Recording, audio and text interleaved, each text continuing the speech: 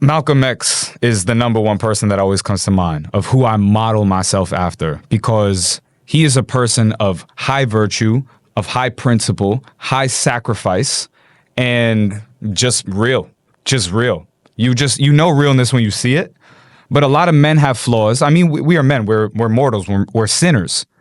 So everybody's going to have their flaws. And not that Malcolm X was flawless. In fact, his flaws helped him become who he was. And as he progressed through his life, he became more of a man of God. And that's how he started to realize it's all about goodness and people and the general greater good. So it's very easy for me to model myself after Malcolm, especially considering he had his struggles mapped out and was proud of them. He was proud to talk about his journey of, here's where I came from. I went to jail. I suffered and struggled just to get here. And now look what I'm doing with it. Look at the knowledge that I gained and what I would like to do with it. That's how I model myself. There are others who I model myself after. I mean, of course, Jesus Christ, the figure, is very easy to model myself after because those stories are just so analogous to the things that we go through in life. And as a leader and as a man, it's very easy for me to be like, I would do a similar thing. We have similar leadership traits and styles. You know, there's different leadership styles. There's like being a dictator. There's being kind of like a passive leader and letting others take the reins while you're just like a figurehead. There's being a leader by being in the trenches with your people.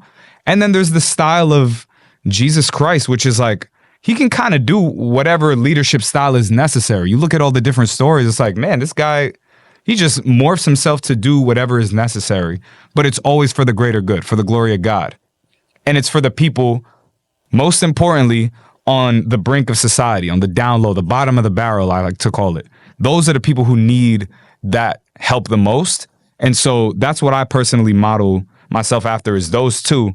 There are others who I can name, and it might even sound kind of funny. I mean, like, who else comes to mind? Like Denzel Washington comes to mind. Because it's like, what other people do we really know in modern society who are of high virtue, high character, high work ethic, and who really have done it the right way and present themselves that way? And it's like, man, that's a real man.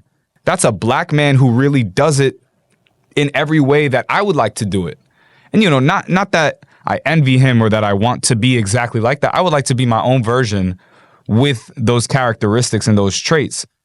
There's a few others that come to mind. I mean, a lot of people compare either the way that I communicate, the way that I speak, my sort of like values to Obama. That's a little tough because, I mean, Obama came up as an organizer, a housing organizer, really smart dude, became the president, and it became a little murkier after that. I mean, it's tough with a president, bro.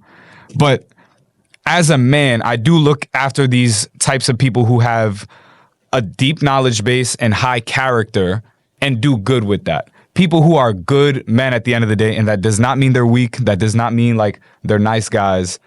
They're guys that have a lot of power and do good with it. So that's what I would like to do with mine.